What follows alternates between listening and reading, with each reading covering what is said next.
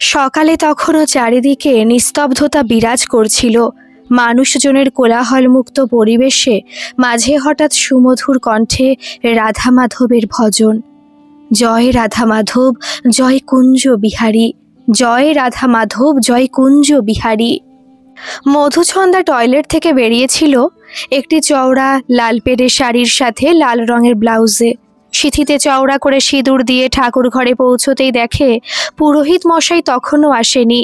একজন মহিলা পুজোর জন্য ফলমূল কাটতে ব্যস্ত, যদিও পেছনে পেছনে মালবিকা এসেছিল, তবে পিসি শাশুড়ি সামনে পড়ে কিছু বলাতে চলে যায় কোথাও।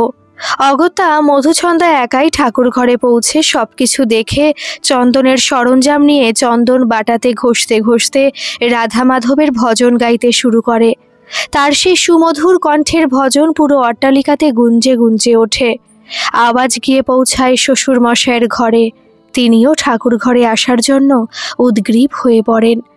মধুছন্দা গেয়ে চলেছিল কারো দিকে ভ্রুক্ষেপ না করে, জগন্নাথ স্বামী নয়ন পথগামী, জগন্নাথ স্বামী নয়ন পথগামী। ততক্ষণে ধীরে ধীরে বাড়ির প্রত্যেকটি নারী পুরুষ এসে উপস্থিত হয় ঠাকুর ঘরে। প্রভাতের এমন সুমধুর কণ্ঠে রাধা মাধবের ভজনে পরিবেশ হয়ে ওঠে ভক্তিমূলক। তখনই পুরোহিত মশাইও পৌঁছে গিয়েছিলেন। তিনিও অবাক হয়ে থমকে দাঁড়িয়েছিলেন ঠাকুর ঘরের দরজার সামনে। কিছুটা পরে এসে পুজোর আসনে বসে নিস্তব্ধে। তখনও বাড়ির নববধূ গেয়ে চলেছিল। দেখতে দেখতে ঠাকুর ঘর পরিপূর্ণ হয়েছিল জনসমাগমে। সকলেই নিজের নিজের হাতের কাজ ফেলে মন্ত্রবত এসে পৌঁছাতে যেন বাধ্য হয়েছিল। সকলের শেষে নিস্তব্ধে বিনয় ঠাকুর ঘরে দরজার সামনে দাঁড়িয়ে শুনে গেছিল সেই সুমধুর কণ্ঠের সঙ্গীতের মূর্ছনা। বেশ কিছুক্ষণ পরে দেবতার পূজা সম্পূর্ণ হয়। তখন নববধূ পঞ্চপ্রদীপ নিয়ে উপস্থিত সকলের উদ্দেশ্যে দেখাতে দেখাতে দরজার দিকে নজর পড়তেই ক্ষণিকের জন্য থমকে এগিয়ে যায় বিনয়ের দিকে। পঞ্চপ্রদীপের আগুনের শিখা নিতে নিতে ম্লান হেসে ওঠে, কিন্তু একটি কথাও বলতে পারে না। অবশ্য মধুছন্দাও আশা করেনি বিনয়ের থেকে কিছু শোনার জন্য। বিনয় চেষ্টা করেছিল চোখে চোখ রেখে কিছু বোঝার, কিন্তু সেদিকে ভ্রুক্ষেপ না করে প্রদীপ শিখা দেখিয়ে ফিরে যায় পুরোহিত মশাইয়ের পাশে। ততক্ষণে মালবিকা প্রসাদের থালা নিয়ে সকলকে দিতে দিতে দরজার পাশে দাঁড়িয়ে থাকা বিনয়কে দেখে মৃদু স্বরে বলে, ভোরে উঠে কোথায় চলে গিয়েছিলে দাদা? তোমাকে অনেকক্ষণ থেকে সারা বাড়িতে খুঁজেও পাইনি। ম্লান হেসে উত্তর দেয় বিনয়, একটু গ্রামের দিকে গেছিলাম, কাজ ছিল তাই। অত্যন্ত সংক্ষেপে দুটি কথা বলে সেখান থেকে চলে যায় নিস্তব্ধে। দাদার কথাতে বাকরুদ্ধ হলেও বুঝতে অসুবিধা হয় না তার, যেগুলো তার দাদার মুখে মুখে বয়ান করে গেছিল। পুজোর শেষে ঠাকুরঘর থেকে ফেরার সময় শ্বশুরমশাই বলেন, বৌমা, আজকে মনে হলো আবার পুরনো দিনের স্মৃতিতে ফিরে যাচ্ছি। তোমার শাশুড়ি মায়ের কণ্ঠে তোমার মতো এমন মধুর সঙ্গীত ছিল না, কিন্তু তার ভক্তিতে ঠাকুর প্রসন্ন ছিল, তাই আমার কোনো অসুবিধাই হয়নি এতদিন। মাঝখানে কয়েকটা বছর এত বড় অট্টালিকা সম্পূর্ণ নিস্তব্ধ ছিল। আজ মনে হলো জেগে উঠেছে আবার আগের মতন। পুজোর শেষে যে যার কাজে ব্যস্ত হয়ে গেছিলেন। মধুছন্দাও ঠাকুর ঘরের থেকে বেরিয়ে হেসেলে প্রবেশ করতেই সেখানে রান্নার ব্যস্ত চম্পার নজর পড়তেই চমকে উঠে হাতের কাজ ফেলে সামনে এসে বলে, ছোট ঠাকুরানী, আপনি হেসেলে? কিছুর প্রয়োজন পড়লো নাকি? কাউকে দিয়ে আদেশ করাতে পারতেন। চম্পাকে অবাক করে বলে ওঠে, আজকের থেকে আমাকে রান্নাঘরের দায়িত্ব নেওয়ার জন্য নির্দেশ দিয়েছেন শ্বশুর মশাই, তাই আসতেই হলো। তবে মাসি, আমি কিন্তু রান্নার কিছুই বুঝি না, তোমরা আমাকে সব কিছু বুঝিয়ে দিও। কিন্তু এখন সকলের জলখাবারের কি তৈরি হচ্ছে? রান্নাঘরের সম্পূর্ণ দায়িত্ব ছিল এতদিন চম্পার উপরে। তার সাথে একজন বৃদ্ধ মাসি সহকারী হিসেবে ছিলেন। বাড়ি নববধূকে হেসেলে প্রবেশ করে তদারকি করতে দেখে চম্পার মন উদ্বিগ্ন হয়ে ওঠে। মনে মনে ভাবে, গত রাতেই ফুলশয্যা গেছে, আর আজকেই বাড়ি নতুন মালকিন হেসেলের দায়িত্ব নেওয়ার জন্য পৌঁছে গেছেন। এ যে আর এক সর্বনাশ হলো।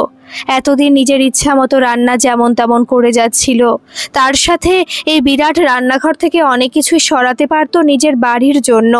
সেটাতে হয়তো বাধা হয়ে দাঁড়াবে আজকের থেকে। তবুও নিজের মনের আশঙ্কা চেপে মিষ্টি মধুর কণ্ঠে বলে, এতদিন যেমন হয়ে এসেছে আজকেও তেমনই হচ্ছে। সকালের জলখাবারে বেশিরভাগ দিন লুচি পুরি কিংবা পরোটা ইত্যাদি হয়, তবে বড় কর্তার জন্য ডাক্তারের নির্দেশ মতন খাওয়া দাওয়া হয়। মন দিয়ে শুনে গেছিল চম্পার সমস্ত কথা। তারপরে জিজ্ঞাসা করে, প্রতিদিন দুবেলায় কতজনের রান্না হয়? এবারে রীতিমতো চমকে উঠেছিল চম্পা। জিজ্ঞাসা ধরন দেখে গলার কাছে আটকে গেছিল কাশি।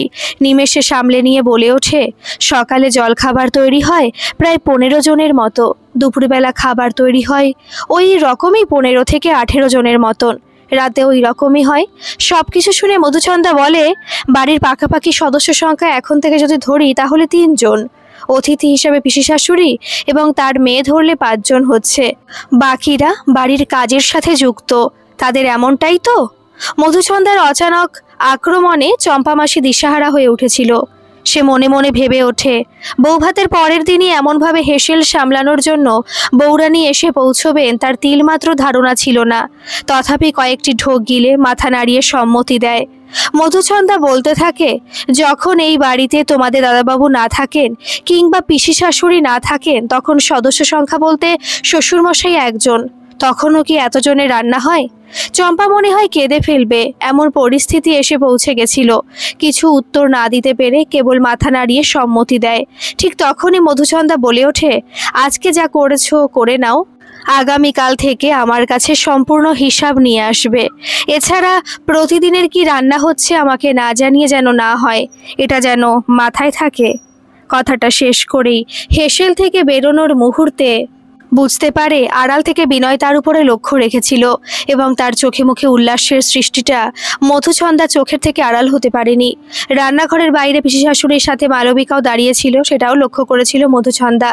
কিছু রান্নাঘরে গিয়ে এত কিছু প্রশ্ন করার পরেও তারা কোনো উত্তরও দেয়নি। উল্টে তাদের চোখে মুখে একটা আনন্দের ঝলক দেখতে পেয়েছিল মধুচন্দ্রা। রান্নাঘরের থেকে বেরিয়ে বাড়ির ডাইনিং রুমে প্রবেশ করে একটা চেয়ারে বসেই সামনে একজন কাজের মেয়েকে দেখে বলে, তোমার নাম কি? মেয়েটি নিজের কাজে ব্যস্ত ছিল। হঠাৎ করে তার উদ্দেশ্যে এমন জিজ্ঞাসা করতেই কেঁপে উঠে হাত জড়ো করে বলে, আজ্ঞে আমি করুণা। কিছু প্রয়োজন পড়লো নাকি বৌরানী? ততক্ষণে মধুচন্দ্রা বলে, কতদিন থেকে কাজ করছেন আপনি এখানে? মেয়েটি উত্তর দেয়, প্রায় 4 বছর হবে। পুনরায় জিজ্ঞাসা করে মধুচন্দ্রা, এবারই সব কিছু দেখাশোনা করেন শ্যাম কাকা, এটুকু শুনেছি। আপনি একবার শ্যাম কাকাকে আমার কাছে পাঠিয়ে দিন, আমার কিছু কথা বলার আছে। করুণা নিজের কাজের অব্যাহতি দিয়ে দৌড়ে যায় সেখান থেকে। কয়েক মুহূর্ত পরে শ্যাম কাকাকে নিয়ে এসে মধুচন্দ্রার সামনে দাঁড়াতেই বৃদ্ধকে দেখে বলে, কাকা আপনি বসুন আগে, আপনার সাথে কয়েকটি কথা আছে আমার। বৃদ্ধ শ্যাম তটস্থ হয়ে দুহাত জড়ো করে বলে, বলুন বউ ঠাকুরন, আমি এখানেই দাঁড়িয়ে আছি। মালিক পক্ষের সামনে বসার অধিকার আমাদের নেই, আপনি বলুন। মধুচন্দ্রা বৃদ্ধের কথায় সম্মান জানিয়ে বলে, আপনি না বসলে আমিও বসতে পারি না। যেহেতু আপনি বয়োজ্যেষ্ঠ তাই মনে কিছু না রেখে আপনি সামনের চেয়ারে বসতে পারেন। মধুচন্দ্রার অনুরোধে শ্যাম মেঝেতেই বসে বলে, আমি এখানেই ঠিক আছি, এবার বলুন কি জানতে চাইছেন। মিষ্টি হেসে বলে মধুচন্দ্রা, আপনার তো দেখছি অনেক বয়স হয়েছে, আপনি কত বছর এই বাড়িতে কাজ করছেন? প্রশ্ন শুনে রীতিমতো চমকে ওঠে শ্যাম। মনে মনে প্রমাদ গুণে ভাবে, এমন প্রশ্ন তার মানসপটে এই বাড়িতে কোনোদিনও কেউ জিজ্ঞাসা করেছে বলে তার মনে হয় না। হঠাৎ আজকে নতুন বৌরানী প্রশ্নে চকিত হয়ে উত্তর দেওয়ার জন্য চেষ্টা করে থমকে গেলেন। পর মুহূর্তে নিজেকে সামলে নিয়ে বলেন, আমার যখন 13 বছর বয়স তখন থেকেই এই বাড়িতে আমি আছি এবং প্রতিটি কাজের সাথে থাকতে হয়েছে আমাকে। আপনার শ্বশুর মশাইয়ের আমল থেকে বাড়ির সমস্ত দায়িত্ব আমার উপরেই চাপিয়ে দেওয়া হয়েছে। তাও প্রায় ধরে রাখেন 45 বছর হবে এই বাড়িতেই আমার জীবন কেটেছে। শ্যামের উত্তর সম্পূর্ণ হওয়ার পরে মধুচন্দ্রা বলে, আপনি আমার নমস্য ব্যক্তি। দীর্ঘদিন আপনি এই বাড়ির সেবা করে গেছেন। বিগত দিনগুলোতে বড়কর্তা যে যে দায়িত্ব দিয়েছেন সেটা সম্পূর্ণ করেছেন। তাই এই জিজ্ঞাসাবাদে নিজে যদি সম্পূর্ণ স্বচ্ছ থাকেন তাহলে আমার প্রশ্নের উত্তর দিতে আপনার কোনো রকম কষ্ট হবে না, তাই তো? শ্যাম রীতিমতো ঘাবড়ে গিয়ে বলে, যথা আজ্ঞা মালকিন, আপনি কোন বিষয়ে জানতে চাইছেন? সেটা প্রকাশ করুন, আমি যথারীতি উত্তর দেওয়ার চেষ্টা করব।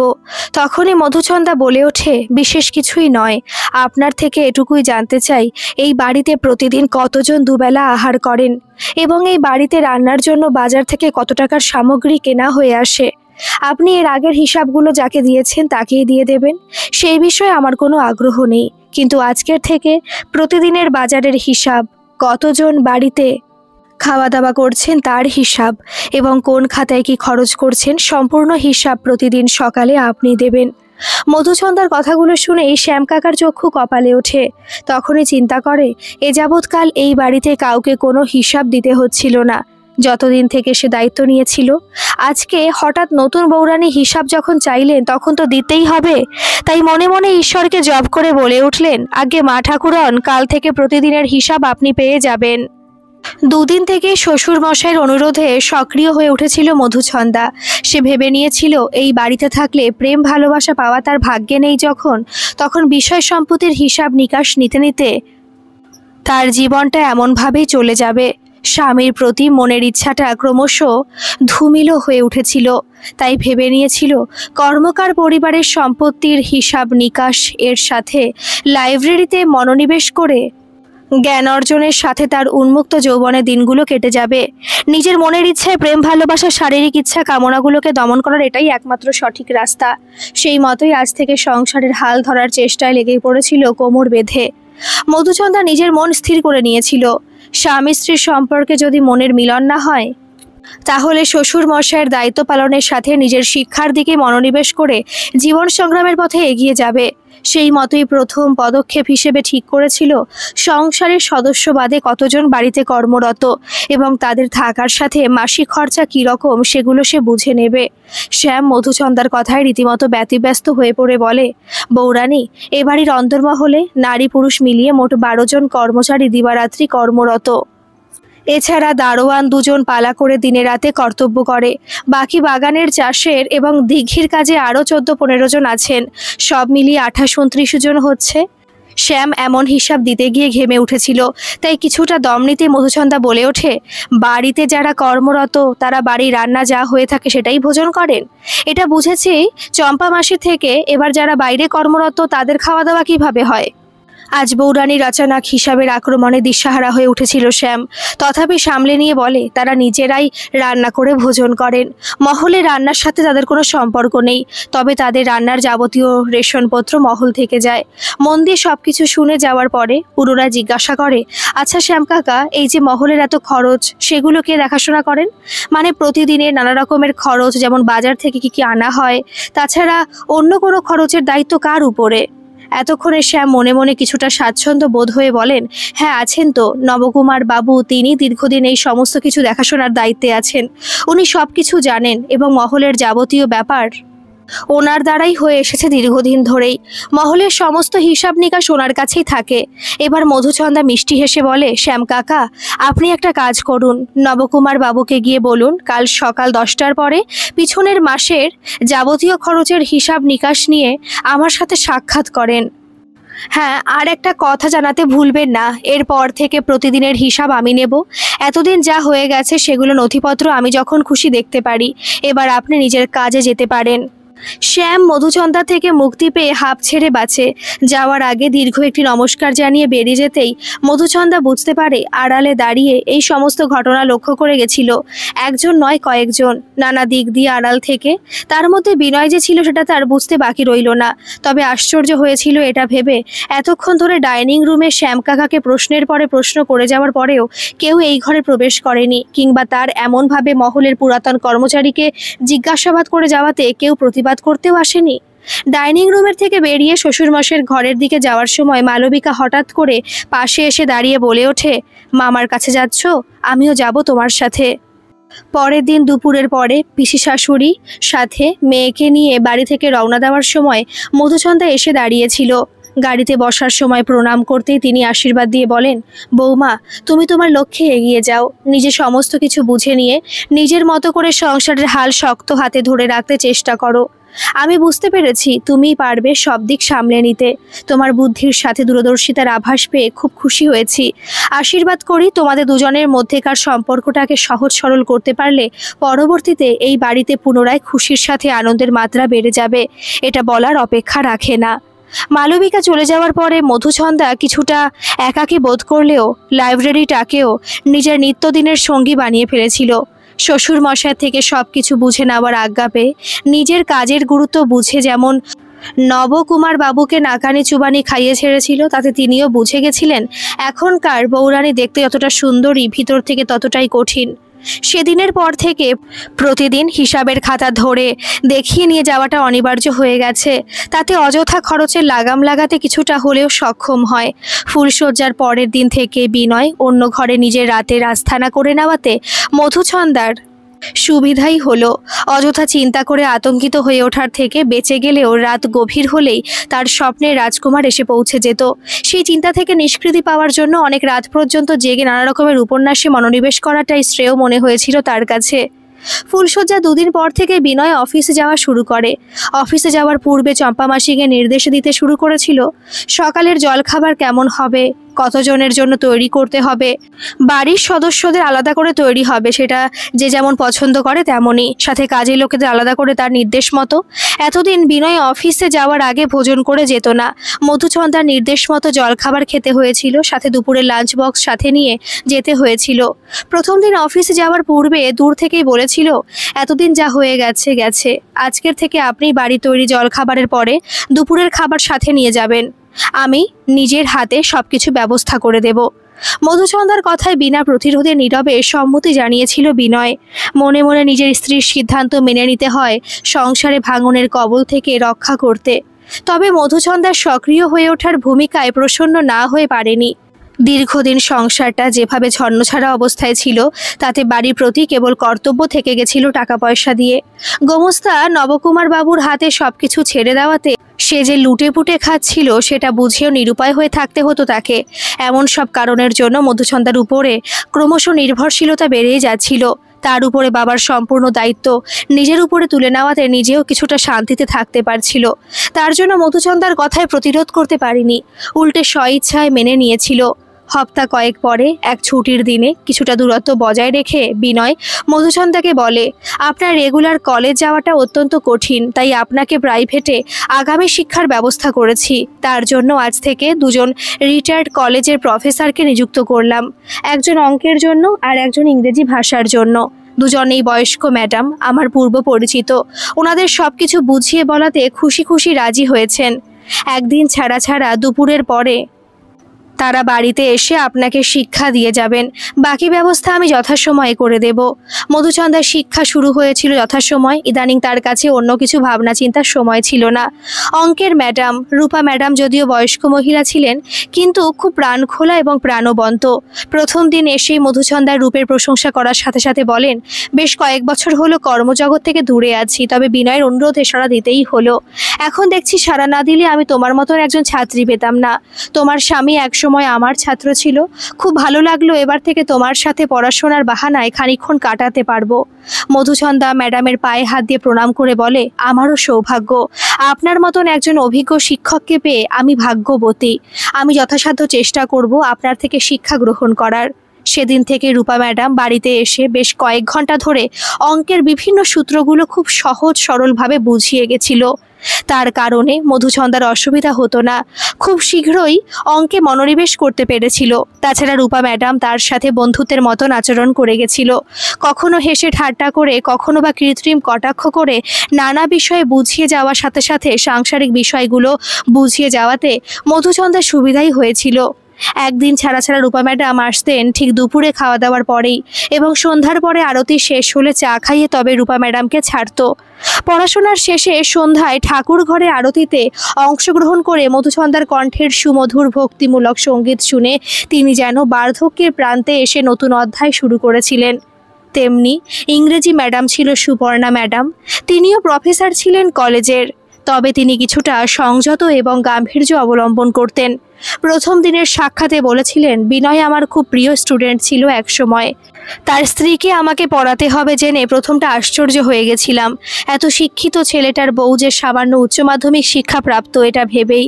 তবে এখন তোমাকে সামনে থেকে দেখে আমার সে ভুল ধারণাটা বদলে গেছে। সব ক্ষেত্রে শিক্ষাকে সমতুল্য করা উচিত নয়। নারীদের শিক্ষার সাথে সৌন্দর্যের প্রতিমূর্তি হওয়াটাও অত্যন্ত প্রয়োজন। তোমাকে দেখে আমার সে ভুল ভেঙে গেল। মধুচন্দা ইংরেজি ম্যাডামকে প্রণাম করে বলেছিল, দিদি আপনাকে আমার শিক্ষাগুরু হিসেবে পেয়ে নিজেকে ধন্য মনে করছি। চেষ্টা করব আপনার প্রতিটি শিক্ষার সর্বোচ্চ অবদান দেওয়ার। ইংরেজি ম্যাডাম সুপর্ণা তার সময়টুকু ছাড়া মধুচন্দার সাথে কোনো রকম ব্যক্তিগত বিষয়ে আলোচনা করতেন না। ওনার কাছে শিক্ষাদানটাই সব থেকে বড় বিষয় হয়ে উঠেছিল। ইংরেজি ম্যাডামের শিক্ষায় খুব শীঘ্রই নিজের অবস্থান নির্ণয় করে নিতে পেরেছিল। দেখতে দেখতে কয়েক মাস হয়ে যাওয়ার পরে একদিন বিনয় বলে, আপনাকে নেতাজি সুভাষ মুক্ত বিশ্ববিদ্যালয় স্নাতকোত্তরের পরীক্ষার জন্য ফর্ম ফিল আপ করেছি। কয়েক মাস পরই পরীক্ষার তারিখ। ইতিমধ্যেই আপনার শিক্ষা অনেকটা এগিয়ে গেছে। দুজন ম্যাডামের থেকে আমি সবুজ সংকেত পেয়েছি, তাই ফর্ম ফিল আপ করার জন্য বলছি। আপনি কি তৈরি আছেন পরীক্ষায় বসার জন্য? কয়েক মুহূর্ত চিন্তা করে মধুচন্দা বলে, মনে তো হচ্ছে আমি প্রস্তুত আছি। আপনি ফর্ম ফিল আপ করতে পারেন, অসুবিধা হবে না। ততক্ষণে বিনয় বলে, ফর্ম ফিল আপের পরে হাতে কয়েক মাস সময় পেয়ে যাবেন, তার মধ্যে তৈরি হয়ে নিতে পারেন। সেদিনের পরে বেশিরভাগ সময় মনোনিবেশ করেছিল পড়াশোনার ক্ষেত্রে। কয়েক মাস পরে পরীক্ষায় বসেছিল মধুচন্দা। পরীক্ষার দিন বিনয় সাথে ছিল। পরীক্ষার আগের দিন থেকে সম্পূর্ণ তৈরি হয়েছিল। তাই যেদিন পরীক্ষা সেদিন সকাল থেকে ঠাকুর ঘরে পুজোর সময় মনে মনে অনেক প্রার্থনা করেছে। যাওয়ার সময় শ্বশুর মশাইয়ের আশীর্বাদ নিয়ে তবে বিনয়ের সাথে গিয়ে বসেছিল পরীক্ষা হলে। কোশ্চেন পত্র দেখে মনে মনে খুশি হয়েছিল। খুব সহজ সরল ছিল সেদিনের প্রশ্নপত্র। সে যেভাবে তৈরি করেছিল নিজেকে, তার তুলনায় প্রশ্নপত্র ছিল অত্যন্ত সহজ, তাই কোনো অসুবিধা হয়নি। 3 দিনের পরীক্ষায় 6টি বিষয় পরীক্ষা দিয়ে বেরিয়ে আসার পরে বিনয় জিজ্ঞাসা করেছিল, কেমন হয়েছে পরীক্ষা? উত্তরে অনেকটাই সহজ হয়ে বলে মধুচন্দা, মনে হচ্ছে খুব ভালো হবে, কারণ প্রশ্নপত্রগুলো আমার কাছে সহজ মনে হয়েছে। প্রত্যেকটি প্রশ্নের উত্তর আমি দিয়েছি। এখন রেজাল্ট বেরোনোর পরেই বোঝা যাবে। সেদিন অনেকটাই সহজ ছিল মধুচন্দা। গাড়িতে স্বামীর পাশের সিটে বসে থেকেও অত্যন্ত প্রাণবন্তভাবে কথা বলে গেছিল। ধীরে ধীরে মানসিকভাবে পরিবর্তন হতে শুরু করেছিল। বিনয়কে আর আগের মতো তাচ্ছিল্য করার থেকে বিরত হয়েছিল। মনের এক কোণে ক্রমশ জায়গা করে নিচ্ছিল বিনয়, এটা তার অজান্তেই। দেখতে দেখতে প্রায় 4টি বছর অতিক্রম করে গেছিল। মধুচন্দা এমএ পরীক্ষা দেওয়ার পরে একদিন বিনয় বলেছিল, এবার কি করতে মন চাইছে আপনার? আগে পড়াশোনা করতে ইচ্ছা আছে, না অন্য কোনো বিষয় নিয়ে ভাবনা চিন্তা করছেন? সেই মুহূর্তে কিছুই বলতে পারেনি মধুচন্দা। কেবল এইটুকুই বলে, এর পরেটা ভেবে দেখিনি, আপনি সাহায্য করতে পারেন, কি করব এরপরে? মুচকি হেসে বিনয় বলে ওঠে, আপনার ভাবনা চিন্তা আপনি বুঝবেন, আমি তো কেবল আপনার ছায়া সঙ্গী। আপনি যেটা ইচ্ছা সেটাই করতে পারেন, আমি সাহায্য করব সেই বিষয়ে। ততক্ষণে মধুচন্দা কিছুটা চিন্তা করে বলে, আচ্ছা লাইব্রেরি নিয়ে যে কোর্সগুলো হয় সেগুলো আমি কি করতে পারবো এমনভাবে? যেমন লাইব্রেরিয়ান হতে হলে লাইব্রেরি সায়েন্সে স্নাতক ও স্নাতকোত্তর ডিগ্রি অর্জন করতে হবে। আমি শুনেছি এই কোর্সগুলি বিভিন্ন বিষয়ে জ্ঞান প্রদান করে, যেমন তথ্য পরিচালনা, ক্যাটালগিং, তথ্য পুনরুদ্ধার এবং গ্রন্থাগার প্রযুক্তি। ডিপ্লোমা বা সার্টিফিকেট কোর্সও করা যায়, যা মূলত প্রাথমিক জ্ঞান এবং দক্ষতা প্রদান করে। ভবিষ্যতে আমার ইচ্ছা এই মহলের মধ্যে একটি বিরাট লাইব্রেরি তৈরি করার, যেখানে পৃথিবীর সমস্ত গ্রন্থ থাকবে। যেমন রোম্যান্টিক গ্রন্থ থাকবে, তেমন পৌরাণিক কালচারের যে গ্রন্থগুলো সেগুলো এখানে থাকবে। তার জন্য এই কোর্সগুলো করা অত্যন্ত আবশ্যক। যদি আপনি মনে করেন যে আমি করতে পারবো, তাহলে আপনি চেষ্টা করুন। মুচকি হেসে বিনয় বলে, আপনি তো দেখছি নিজের জীবনটাকে পড়াশোনার ভেতরে সীমাবদ্ধ করে রাখতে চান। আমি আপত্তি করব না, আপনার সাথেই আছি। আপনার শিক্ষার সমস্ত ব্যবস্থা আমি করে দেব। আপনি কেবল নিজের ইচ্ছা শক্তির সাথে এগিয়ে চলুন। কিছুদিন থেকে মধুচন্দার স্বপ্নে রাজকুমারের পরিবর্তে বিনয় আসতে শুরু করেছিল। বিভিন্ন উপন্যাস পড়ার সাথে সাথে বাস্তবিক বুদ্ধি মনের মধ্যে প্রভাব বিস্তার করে নিয়েছিল। মধুচন্দা বুঝেছিল রাজকুমারের মতন পুরুষ হলেই যে তার স্বপ্নের রাজকুমার হয়ে উঠবে সেটা হয়তো নাও হতে পারে। যে মানুষটা এতগুলো বছর তার পাশে থেকে প্রতিটি সুখে দুঃখে তার সাথে থেকে তার শিক্ষায় অগ্রগতি করিয়ে দিয়েছে কিছু প্রত্যাশা না করেই, সে মানুষটাকে তো আর তুচ্ছ করা যায় না। মানুষের রূপের থেকে তার মনের গুণেই হলো মুগ্ধতা। সেটাই পরিচয় পেয়েছে এতদিনে। কয়েক বছর আগে থেকেই শ্বশুর মশাই বারবার হাত ধরে অনুনয় করে গেছিলেন, মা লক্ষ্মী, এই বাড়িতে একটি উত্তরাধিকারীর প্রয়োজন, আর সেটা তোমার দ্বারাই সম্ভব। আমার চোখ দুটো বোঝার আগেই যেন ইচ্ছা পূর্ণ হয়, সেটা তুমি খেয়াল রেখো মা লক্ষ্মী। মধুচন্দ্রা ধীরে ধীরে বুঝতে পারছিল, সাংসারিক জীবনে স্বামী সংসার নিয়ে থাকতে হলে নিজের অনেক ইচ্ছাকে জলাঞ্জলি দিতে হয়। সকলের সব ইচ্ছা পূর্ণ হয় না। তার স্বামী চাইলে তাকে জোর করে উপভোগ করতে পারত। এতদিনে হয়তো 2-3টে সন্তানের জননীয় হয়ে যেত সে, কিন্তু তার প্রতিটি ইচ্ছার প্রতি সম্মান জানিয়ে সাথে থেকে এসেছে সেই মানুষটাকে সে যেভাবে এতদিন থেকে তুচ্ছ তাচ্ছিল্য করে এসেছিল, সেটা কি তার ঠিক ছিল? অনেক প্রশ্ন মনের ভিতরে অজান্তেই দানা বাঁধতে শুরু করে। মধুচন্দ্রা নানা রকম উপন্যাস পড়ে এটুকু জেনেছিল, এ সমাজ সেই পুরাতন যুগ থেকে নারীকে ভোগ্যা হিসেবে ব্যবহার করে এসেছে। নারীর আশা আকাঙ্ক্ষা ইচ্ছাকে কোনোদিনও পুরুষ সমাজ সম্মান দেয়নি। এটাই বাস্তব চিত্র। এই বাস্তব চিত্র বহু পুরাতন সেই ঐতিহাসিক পৌরাণিক যুগ থেকেই এই রীতি মেনে এসেছে সমাজ। তার স্বামী বিনয়, সে তো নিজের ইচ্ছাতে অনেক কিছুই করতে পারত, কিন্তু করেনি কেন? এমন অসংখ্য প্রশ্ন ওঠে মধুচন্দ্রার মনে। রাতে একান্তে থাকতে থাকতে রাজকুমারের স্বপ্নে বিভোর হয়ে যাওয়াটা ধূমিল হয়ে উঠতে শুরু করেছিল দীর্ঘদিন থেকেই। তার বদলে জায়গা করে নিয়েছিল তার স্বামী বিনয়ের আকৃতি। সেই স্বপ্নের মাধ্যমে স্বামীর সাথে একত্রিত হওয়ার চিন্তায় মগ্ন হয়ে শরীর কামনায় জর্জরিত হয়ে উঠত। কিন্তু এতদিনে দূরত্ব তৈরি করে রাখা, সেটাও তো তার ইচ্ছা ছিল। সে দূরত্ব কেমনভাবে কম করতে পারে সে? স্বামীকে পুনরায় তার সমস্ত অস্তিত্বের সাথে জড়িয়ে রাখতে পারবে কি সে? তাহলে এতদিনের অভিমান, এতদিনের তাচ্ছিল্য, এগুলোকে বন্যার জলে ভাসিয়ে দিয়ে স্বামীর আনুগত্য হতে হবে তাকে? প্রশ্নটা সহজ হলেও কাজে ছিল কঠিন। দুজনের বিয়ের 7 বছর পেরিয়ে গেছিল। একদিন রাতে লাইব্রেরি থেকে কামসূত্র পৌরাণিক গ্রন্থ কয়েকটি নিয়ে এলো। সেটাতে চোখ বোলাতে নজরে আসে যেটা বাৎসায়ন রচিত গ্রন্থের নাম কামসূত্র। এটি প্রাচীন ভারতীয় পণ্ডিত মল্লনাগ বাৎসায়ন কর্তৃক রচিত একটি প্রামাণ্য মানব যৌনাচার সংক্রান্ত গ্রন্থ। প্রথম পৃষ্ঠায় নজর আটকে যায় কামসূত্র। গ্রন্থটি মূলত গদ্যে রচিত, তবে এতে অনুষ্টুপ ছন্দে রচিত কিছু পদ্যাংশ সন্নিবেষ্টিত আছে। এই গ্রন্থটি মানুষের ইন্দ্রিয় সুখ, প্রেম এবং মানবিক সম্পর্ক নিয়ে আলোচনা করা হয়েছে, যা অর্থশাস্ত্রের মতো একটি ব্যবহারিক অভিযোজন। বাৎসায়ন শুধু কামসূত্রের রচনা করেননি, তিনি মহর্ষি গৌতমের ন্যায়সূত্র গ্রন্থের ন্যায়সূত্র ভাষ্য টিকাও রচনা করেছেন। গভীর মনোযোগ সহকারে পৃষ্ঠার পর পৃষ্ঠা পাল্টে যায়। একাগ্র চিত্তে মধুচন্দ্রা ধর্ম, ধার্মিক জীবন, অর্থ, আর্থিক সমৃদ্ধি, কাম, নান্দনিক ও যৌন আনন্দ লাভ এবং 9 নম্বর পৃষ্ঠায় মোক্ষ, আধ্যাত্মিক মুক্তি। ধর্ম, অর্থ, কাম দৈনন্দিন জীবনের লক্ষ্য, কিন্তু মোক্ষ জন্ম ও পুনর্জন্মের চক্র থেকে মুক্তি লাভ। কামসূত্র গ্রন্থে লিখেছে ধর্ম অর্থ অপেক্ষা শ্রেয়, অর্থ কাম অপেক্ষা শ্রেয়, কিন্তু অর্থই রাজার জীবনে প্রথম উদ্দেশ্য হওয়া উচিত, কারণ কেবল ইহা হতেই প্রজাগণ জীবন ধারণ করিবেন। পুনরপি কাম বেশ্যাদিগের উপার্জন পথ, এবং তাহারা অন্য 2 অপেক্ষা ইহাকেই বাছিয়া লয়।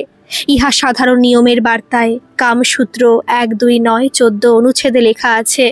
প্রথম 3টির মধ্যে ধর্ম সর্বোচ্চ লক্ষ্য, দ্বিতীয়টি জীবনের নিরাপত্তা ও শেষেরটি সুখের জন্য প্রয়োজনীয়। উদ্দেশ্যের মধ্যে বিরোধ ঘটলে শ্রেষ্ঠ উদ্দেশ্যটি অনুসরণ করা উচিত।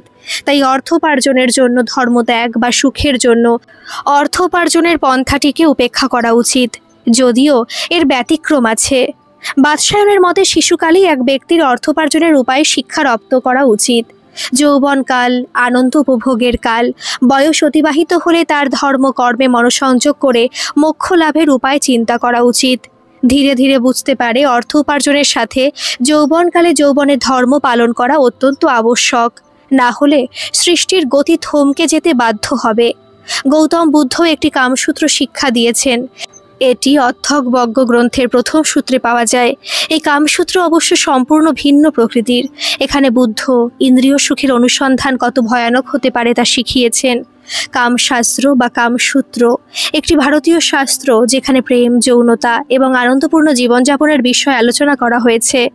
এটি কেবল যৌনতার একটি নির্দেশিকা নয়, বরং এতে সামাজিক জীবন সম্পূর্ণ বজায় রাখা এবং ব্যক্তিগত পরিপূর্ণতা অর্জনের পদ্ধতিও বর্ণিত আছে। প্রাচীন ভারতীয় দার্শনিক বাৎসায়নের রচয়িতা, এবং এখানে বিভিন্ন যৌনক্রিয়ার বিভিন্ন দিক তুলে ধরা হয়েছে। যেটা কামশাস্ত্রের মূল বিষয়বস্তু। মধুচন্দ্রা যতই গভীরে প্রবেশ করতে থাকে ততই তার উপলব্ধি হতে থাকে সাংসারিক জীবনে যৌনতা অত্যন্ত প্রয়োজনীয় একটি বিষয়বস্তু। যেখানে পুরুষ শাসিত সমাজ এটাকে মান্যতা দিয়ে এসেছে, তবে অনেক ক্ষেত্রে নারীও কম যায় না। তারাও প্রাকৃতিক রূপ থেকে যৌনতাকে নিজের জীবনের সাথে আষ্টেপৃষ্ঠে জড়িয়ে রেখেছে। এরকম যৌনতার উচ্চারণতে ভরপুর ভারতীয় পুরাণগুলো পড়তে পড়তে কখন যে প্রভাতের আভাসে বিছানা ত্যাগ করে প্রতিদিনের অভ্যেস মতো, তখন পূর্ব দিকের বারান্দায় গিয়ে বসে। ঠিক তখনই পূর্ব দিগন্তে সূর্যের প্রথম রশ্মির আলোর সাথে নিজের চিন্তায় মগ্ন হয়ে ওঠে। ভুলে যায় এতদিনের চিন্তন, যেখানে তার স্বামীর বদলে কোনো এক অজানা রাজপুত্রের ছবি মনের মধ্যে সাজিয়ে রেখেছিল। সম্পূর্ণ ভুলে গিয়ে সেখানে দেখতে পায় স্বামী বিনয়ের প্রতিমূর্তি তাকে আহ্বান জানাচ্ছে মিলনের জন্য।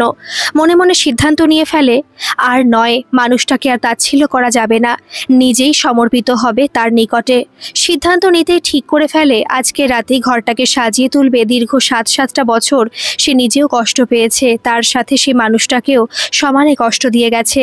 আজকেই তাদের ফুলশয্যার শয্যা তৈরি করবে সে নিজের হাতে, সেখানেই নিজেকে সমর্পিত করবে তার স্বামীর আলিঙ্গনে। পুজোর শেষে শ্যামকাকাকে ডেকে পাঠায়। কিছুক্ষণের ভেতরেই শ্যামকাকা উপস্থিত হলেই তাকে আদেশ করে, কাকা, আজকে কিছু সুগন্ধিত ফুল আনার ব্যবস্থা করুন, আমার অত্যন্ত প্রয়োজন আজকের এই ফুলগুলির।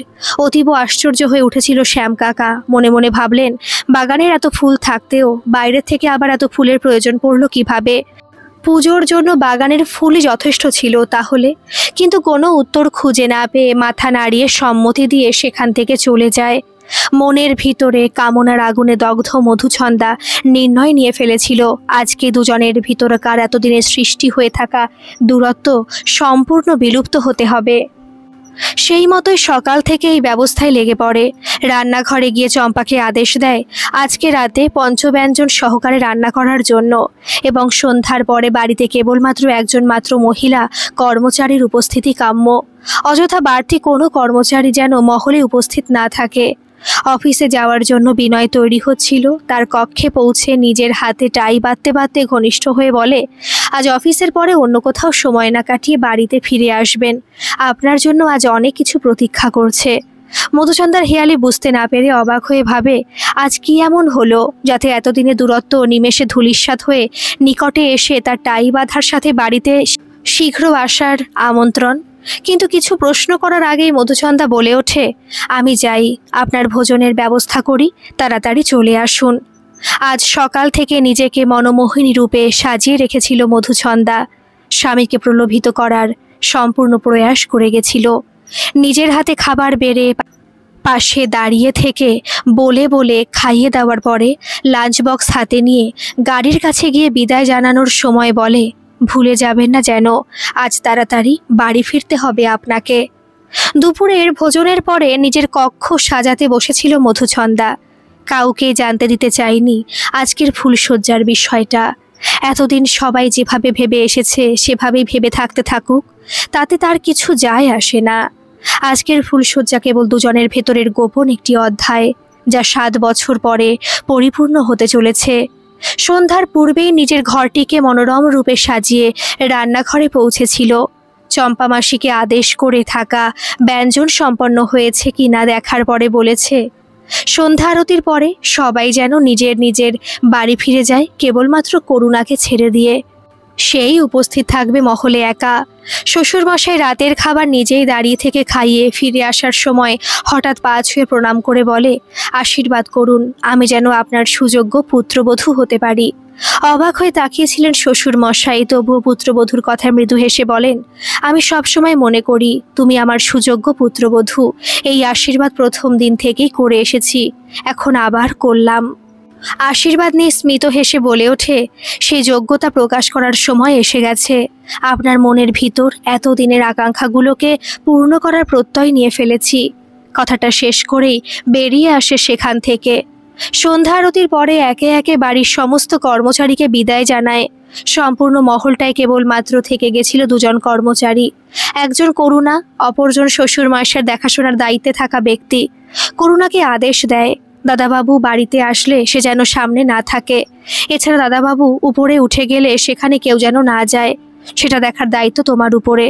যতক্ষণ না আমি ডাকবো ততক্ষণ তুমি উপরের দিকে যাবে না, এটা যেন মনে থাকে। তারপরে নিজেকে অপরূপভাবে সাজিয়ে প্রতীক্ষা করতে শুরু করে বিনয়ের গাড়ির আওয়াজ শোনার জন্য। রাত 7:30টায় গাড়ির আওয়াজ পেয়ে ঘেমে ওঠে মধুছন্দা। মনে মনে শিহরিত হয়ে ভাবে, তাহলে উপস্থিত হচ্ছে নিকটে সেই মুহূর্ত যার জন্য এতগুলো বছর সে প্রতীক্ষা করেছে। কিছুক্ষণ পরে সিঁড়িতে আওয়াজ যায় পদধ্বনির। নিজের কক্ষের সামনে এসে দাঁড়ায়। ততক্ষণে বিনয়ের দৃষ্টি আকর্ষণ করেছে অভিসারিণী মধুছন্দার উপরে।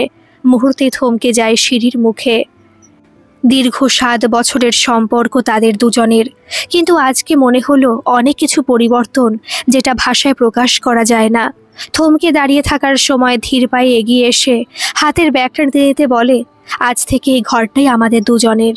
আপনাকে আর আলাদা থাকতে দেব না এই মুহূর্ত থেকে। আশ্চর্যের ঠিকানা ছিল না বিনয়ের। কেবল বিস্ময়ে ভরা চোখে তাকিয়ে দেখেছিল মধুছন্দার বদলে যাওয়ার লক্ষণগুলো দেখে। আজ নিজেকে সাজিয়েছিল পুরাণের সেই কামনাময়ী অপ্সরার সাজে। শ্যাম্পু করা খোলা চুলের সাথে মুখশ্রীতে খুব সামান্য প্রসাধনেও ফুটে উঠেছিল আবেগের চিহ্ন। পরনের শাড়ি যেমন ছিল বহুমূল্য, তেমনি শরীর ভর্তি অলঙ্কারে কোনো সম্রাজ্ঞীর থেকেও কম ছিল না বেশভূষায়। শিথির সিঁদুরের সাথে ছোট্ট করে সিঁদুরের বিন্দি যেন অনেক কিছু বয়ান করে গেছিল। প্রতিবাদ করতে পারেনি বিনয়। মন্ত্রমুগ্ধের মতো মধুছন্দার পেছনে পেছনে এসে পৌঁছেছিল তার দীর্ঘদিনের চেনা ঘরটিতে। ঘরের দরজায় পা রেখে থমকে যেতে হয় বিনয়কে। ঘরটিকে চারদিক দিয়ে অত্যন্ত মনোমুগ্ধকরভাবে সাজানো হয়েছে। ঘরের মধ্যেকার পালঙ্কের সাজানো দেখে চমকে উঠতে বাধ্য হয়েছিল। মনে পড়ে গেছিল 7 বছর আগে এর থেকেও বেশি সুন্দরভাবে সাজানো হয়েছিল এই ঘরটিকে। কিন্তু তার ভ্রমিত হওয়া থেকে মুক্ত করে রূপবতী ললনা বলে ওঠে, আজ আমাদের ফুলশয্যা। আজকের থেকে এই ঘরটি হবে আমাদের দুজনের। আজকেই আমি সমর্পণ করব আমার বিবাহিত স্বামীর প্রতি। সম্পূর্ণ তনমন দিয়ে অর্পণ করতে চেষ্টা করব যাতে আমার স্বামীর এতদিনের উপবাস খণ্ডন হয়। আপনার এই অবাধ্য স্ত্রীকে সম্পূর্ণ মেনে নিতে আপনার তো কোনো অসুবিধা হবে না।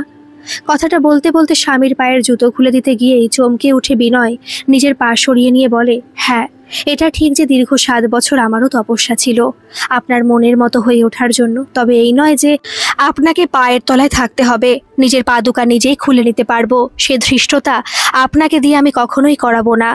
বিনয়ের সমস্ত প্রতিরোধকে খণ্ডন করে তার পা নিজের দিকে টেনে নিয়ে পাদুকা খুলতে খুলতে বলে, অর্পণ করা কাকে বলে জানেন? যে নারী নিজের থেকে তার প্রিয় পুরুষের প্রতি সম্পূর্ণভাবে বিলীন হয়ে যেতে চায় তাকেই বলে অর্পণ। আমি আপনার কাছে অর্পিত করলাম আমার সমস্ত অস্তিত্ব। তাই অযথা মনে ক্ষোভ না রেখে আমি যেটা করতে চাইছি সেটাই করতে দিলে উত্তম হয়। পাদুকা জোড়া খুলে স্বামীর টাই খুলতে খুলতে বলে, দীর্ঘ 7 বছর আপনাকে তপস্যা করিয়েছি, তার জন্য আমিও কি কষ্ট পেয়েছি? আপনি কি মনে করেন আপনি একাই কষ্ট পেয়েছেন? আপনার সাথে বিবাহ হবার মুহূর্ত আমি কিশোরী থেকে যুবতী হওয়ার পথে ছিলাম।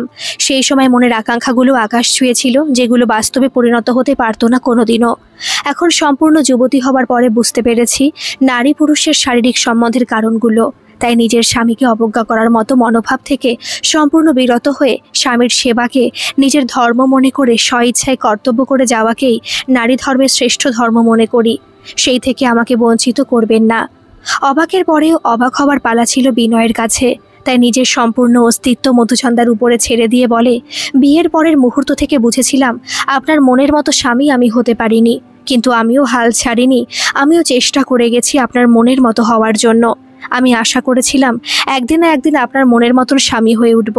সেদিন আপনি নিজেকে সম্পূর্ণ সমর্থিত করার জন্য এগিয়ে আসবেন। সেই দিনটার জন্য অপেক্ষা করেছিলাম এতগুলো বছর। আজ বুঝতে পারছি সেই দিনের সমাপ্তি হয়েছে। তাই আমিও অত্যন্ত খুশি হয়ে নিজের সমস্ত অস্তিত্ব আপনার হাতে তুলে দিলাম। যেখানে আপনি খুশি সেখানেই আমার সব কিছু খুশি। আমি চেয়েছিলাম একটা সুন্দর সংসার, দুজন স্বামী স্ত্রীর ভিতরে একটা এমন মধুর সম্পর্ক যেখানে তৃতীয় ব্যক্তির প্রবেশ নেই। আমি চেয়েছিলাম আমার স্ত্রী স্বয়ং নিজে থেকে সমর্পিত হয় আমার কাছে। হয়তো আমি আপনার যোগ্য নই, কিন্তু মনের দিক দিয়ে আমি সর্বদাই আপনার পাশে ছিলাম। এটা ভেবে একদিন না একদিন আপনি নিজের ভুল বুঝতে পারবেন এবং আমাকে গ্রহণ করবেন স্বামী রূপে। বুঝতে পারছি এতদিনের তপস্যার ফল পেতে চলেছি। তপস্যা কেবল আপনি করেননি, আপনাকে পাওয়ার জন্য আমাকেও তপস্যার অগ্নিতে জ্বলতে হয়েছে। কিশোরী বয়সে ভ্রমিত হয়েছিল নানা রকমভাবে, সেখান থেকে বাস্তব জীবনে ফিরে আসা এতটাই সহজ ছিল না। তবে সময় থাকতে সেখান থেকে বেরিয়ে আসতে পেরেছি বর্তমান পরিস্থিতিতে। তবে এই পরিস্থিতিতে আসার জন্য আমাকে অনেক গ্রন্থ পড়তে হয়েছে। সেই সব গ্রন্থগুলি আপনাদের লাইব্রেরি থেকে আমি পেয়েছি। বছরের পর বছর অধ্যয়ন করে তবে জানতে পেরেছি নারী পুরুষের সম্পর্কের বিষয়গুলি, যেখানে বর্ণনা করা হয়েছে বিশদভাবে। তার সাথে জুড়ে থাকা মনুসংহিতা পড়ে জানতে পেরেছি রাজধর্মের সাথে জুড়ে থাকা নানান বস্তুগুলো। আপনি যেভাবে আমাকে তৈরি করিয়েছেন সেটা আমার সৌভাগ্য ছাড়া আর কিছু নয়। তাই আজ সমস্ত কিছু ভুলে নিজেকে সমর্পণ করার জন্য উদ্গ্রীব হয়ে আছি। স্ত্রীর আবেগময় বার্তায় বিগলিত হয়ে ওঠে বিনয়ের মন। সুন্দরী স্ত্রীর হাত দুটি ধরে নিকটে টেনে এনে ফিসফিস করে বলে, এই দিনটার জন্য অপেক্ষা করছি দীর্ঘ এতগুলো বছর। তবে আমিও আজ প্রসন্ন এই ভেবে যে আমার তপস্যা ব্যর্থ যায়নি।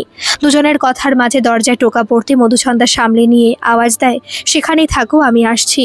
দরজার বাইরে সন্ধ্যাকালীন চায়ের পট নিয়ে অপেক্ষারত ছিল করুণা। দরজা খুলে করুণার হাত থেকে চায়ের ট্রে নিয়ে মৃদুস্বরে বলে, ঘণ্টাখানেক পরে রাতের খাবারের সমস্ত কিছু আয়োজন তৈরি করে সংকেত দিও। তারপরই আমরা দুজনে যাব ডাইনিং রুমে।